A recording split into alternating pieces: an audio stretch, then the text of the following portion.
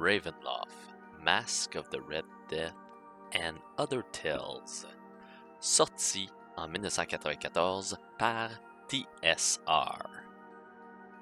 La plupart des gens savent que la deuxième édition de AD&D est mon dada. J'adore les mécaniques, le style, la création des personnages et la compatibilité. Ravenloft est de loin le monde, le setting si vous préférez, que je préfère dans l'univers de AD&D. Donc il est normal que je vais vous parler d'un petit bijou qui a assurément passé en dessous de votre radar, et ce, même si vous êtes un fan des vieux jeux de rôle.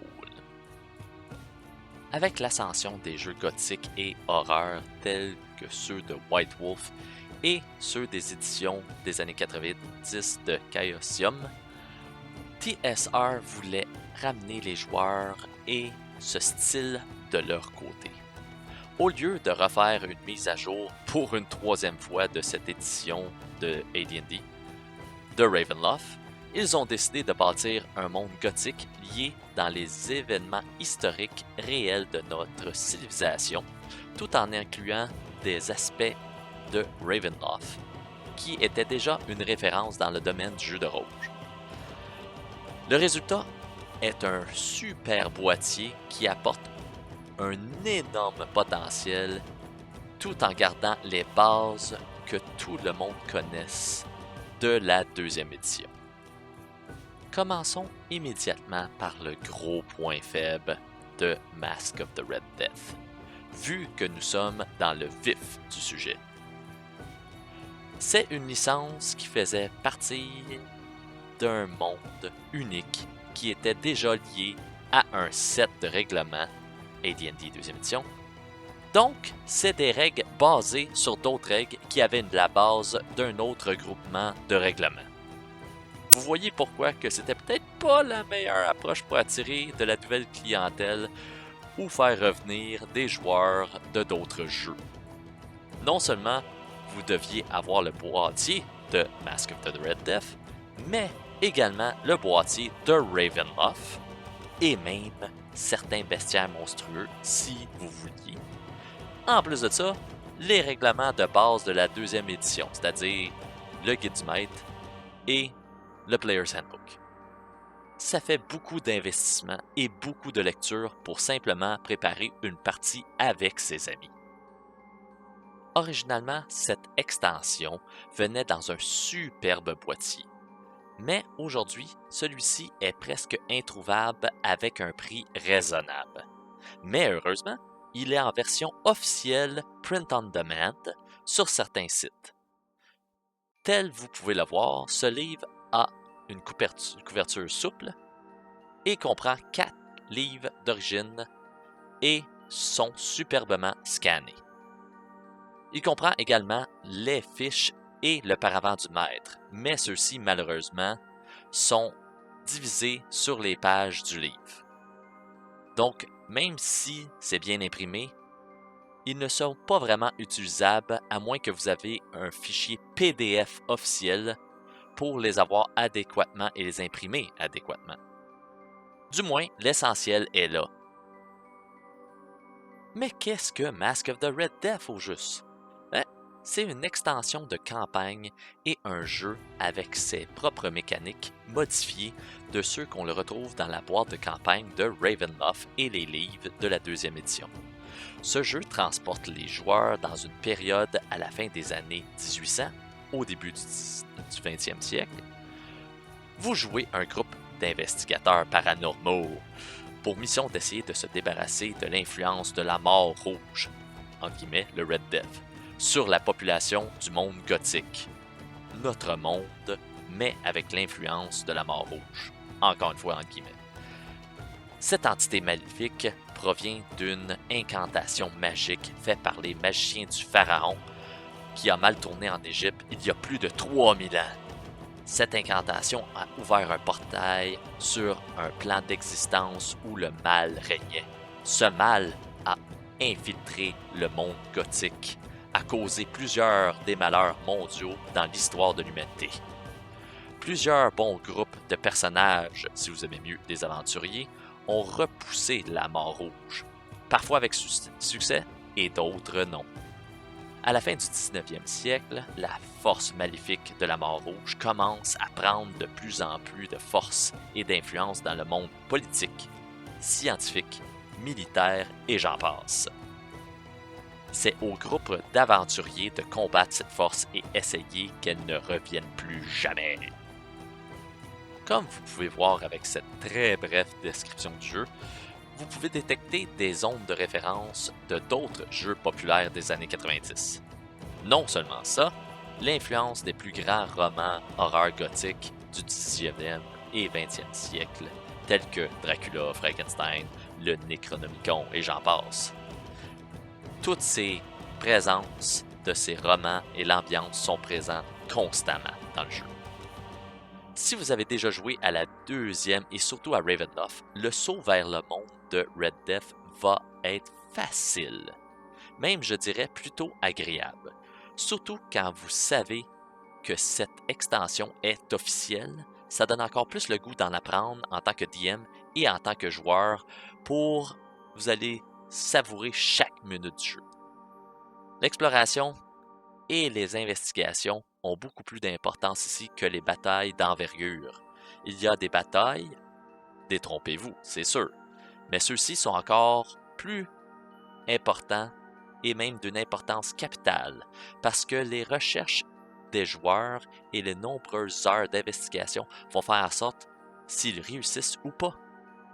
Chaque combat contre les forces de la Mort Rouge semble avoir une importance due que le groupe de joueurs essaie d'empêcher la propagation de cette force maléfique. Et s'ils ne réussissent pas à la vaincre, les adversaires causant le mal, la Mort Rouge va être un peu plus près de son but, c'est-à-dire la domination du monde. Ça donne une pression supplémentaire et un stress encore plus prononcé aux joueurs. Donc, ça amène encore plus ceux-ci à l'intérieur du jeu. Puis, sincèrement, c'est tout ce que les DM veulent, les amener à l'intérieur du monde et les faire en sorte qu'ils soient absorbés dans la quête en cours. Les joueurs ont choix parmi des différentes classes qu'on retrouve dans AD&D. Ceux-ci ont leurs racines à l'intérieur des 4 grandes catégories du jeu normal. Commençons par le soldat. Ils sont la catégorie des guerriers. Ils sont forts, savent manipuler des armes. Les adeptes sont des utilisateurs de magie. Ils ont passé leur vie à étudier l'art, maintenant disparu des incantations pour repousser les forces du mal. Les mystiques ont étudié plusieurs sujets à l'université, leur donnant avantage sur la sagesse, tels les prêtres. Il y a les commerçants. Ils sont les marchands, les entrepreneurs, les cultivateurs du monde. Ils sont associés avec la catégorie des roublards. Chaque classe de personnages joueurs ont les 6 caractéristiques de base, c'est-à-dire force, dextérité, constitution, intelligence, sagesse et charisme. Ceux-ci diffèrent seulement quelque peu dans leurs bonus et modificateurs pour ce jeu. Ceci est pour mieux représenter un monde gothique réel des années 1900 qu'un monde de fantastique d'héroïsme. Il y a une différence entre les deux et vous la voyez grandement. Les races du jeu de base, par contre, sont déconseillées. Nous sommes quand même dans un monde d'humains, mais un bon DM pourrait quand même les incorporer avec plusieurs changements par contre. Une chose que j'apprécie énormément, c'est que les non-weapon proficiencies prennent l'avant dans cette extension. En fait, ce n'est pas une règle optionnelle, mais une forme de mécanique presque essentielle. Dû que nous sommes dans le monde vraie version gothique, les talents, les skills, appelés non-weapon proficiencies dans la deuxième édition, sont appris par le personnage à la création du personnage joueur. Le joueur doit utiliser les points pour acheter des talents au cours de l'aventure et il peut s'en procurer d'autres en ayant une formation. Dans ce monde gothique, le tout fonctionne de cette façon, dont les armes à feu, les talents pour naviguer, survivre, armes blanches, vol à la tire, caché dans l'ombre, et même l'utilisation de la magie. Vous allez voir que c'est tous des talents qu'il faut qu'ils apprennent en main. Sinon, il y a une sévère pénalité ou simplement votre personnage ne sera pas à la hauteur pour exécuter l'action qu'il veut. Ceci met l'emphase sur l'entraide, le travail d'équipe et met l'investigation et les situations cruciales à la réussite du groupe en avant-plan. En parlant de magie, la magie n'est pas quelque chose de certain dans le monde gothique. Vous devez faire un test du talent approprié pour savoir si vous réussissez le sort. Donc, un des 20 est lancé, et si votre résultat est égal ou plus bas que la caractéristique associée au talent, test de proficiency dans la deuxième édition, la magie est réussie. Si vous le manquez, rien ne se passe, donc vous ne perdez pas votre sort en tant que tel. Mais attention, si vous avez un 20 naturel, le sort se retourne contre vous. La magie est très destructrice parce que, selon le niveau du sort, vous devez faire également un test de puissance des forces de Ravenloft. C'est une mécanique du monde de Ravenloft. Vu que la magie est corrompue par la mort rouge dans ce monde, plus vous l'utilisez, plus les forces du mal ont de la chance de s'emparer de vous. Le combat. Cet aspect n'a pas vraiment de changement au niveau des armes traditionnelles que l'on retrouve dans les autres éditions de AD&D. L'incorporation des armes à feu, par contre, est une mécanique unique et très mortelle. Elle comporte 2 phases d'attaque, ou de tir si vous préférez. Une phase à votre initiation, à votre tour, et une autre à la fin du round en respectant l'ordre d'initiation initiale. Pourquoi 2 phases d'attaque? Pourquoi pas seulement une? Ceci, c'est pour représenter les différents fusils de l'époque. Si un attaquant a un revolver à 6 coups, il décide de tirer sans relâche. Les 3 premières attaques vont être à son initiative initiale, et le reste à la fin du round. Aussi, ça donne l'aspect d'une vraie fusillade si les adversaires utilisent des armes à feu chacun de leur côté. Le livre donne également une panoplie de méthodes d'attaque pour chacun des styles d'armes à feu. D'un coup visé avec une précision jusqu'à les attaques de panique où le personnage joueur tire de tout bord du côté. Bref, c'est une super mécanique utilisant les bases de la deuxième édition et fait quelques ajouts simulant l'intensité du style. Et c'est très mortel, surtout pour les personnages à bas niveau. En gros, les mécaniques de Mask of the Red Death limitent certains aspects traditionnels de la deuxième édition, mais utilisent plusieurs règles considérées optionnelles. Ça ajoute beaucoup plus de réalisme pour refléter notre monde dans une ambiance gothique. Cette ambiance est présente et appliquée brillamment dans les 3 aventures fournies.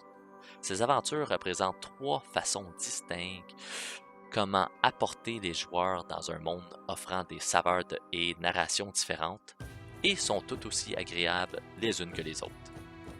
Le paravent du maître, malheureusement seulement imprimé en page sur la version Print on Demand, est une très bonne façon au maître du jeu d'avoir les informations importantes à vue d'œil.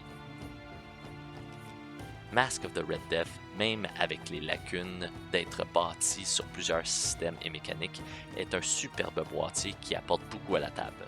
Des mécaniques optionnelles bien liées dans l'édition, les aspects mortels et horreurs de Ravenloft, tout en apportant le joueur dans un monde ancré de réalisme et des nouveaux outils pour combattre et investiguer. En plus, la version Print on Demand officielle est une bonne façon de l'avoir, le tout à très bon prix. Vous voyez que AD&D, la deuxième édition, est en pleine démonstration de ses valeurs ici. Je m'ennuie du temps où les jeux de rôle étaient aussi bons. Une chance que je ne suis pas le seul qui pense de cette façon-là. Et ce boîtier est fait pour plusieurs années de bons moments, tels que le passe-temps devrait le faire.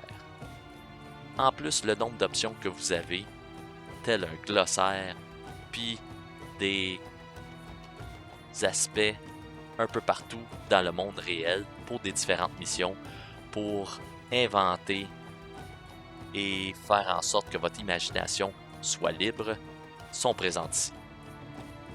Vive la deuxième édition de ce jeu.